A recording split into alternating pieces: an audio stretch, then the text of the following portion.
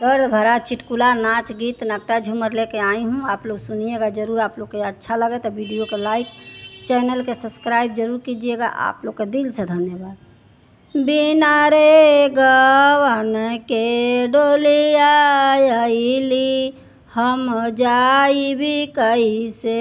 बिना रे गवन के डोलिया अइली, हम जाइबी कैसे।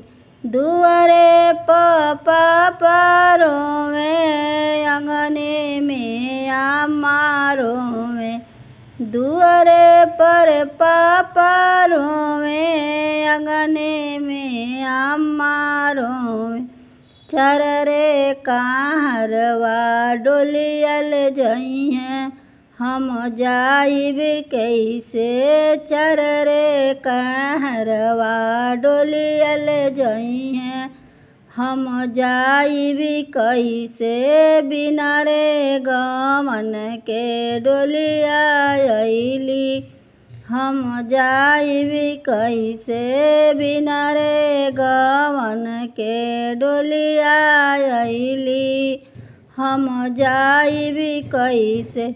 दुआरे पर चाचा रोवे, अंगने में चाची रोवे।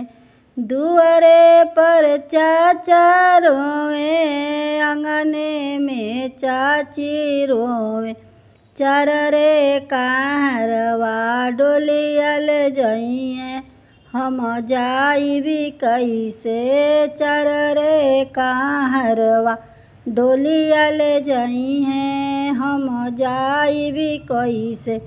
बिना रे गवन के डोलिया अइली, हम जाइब कैसे। बिना रे गवन के डोलिया अइली, हम जाइब कैसे।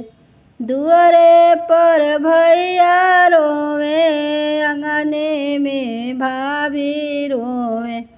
दुआरे पर भैया रोवे, अंगने में भाभी रोवे। चर रे कहरवा डोलियल जइहें, हम जाइब कैसे। चर रे कहरवा डोलियल जइहें, हम जाइब कैसे। बिना रे गवन के डोलिया अइली, हम जाइब कैसे।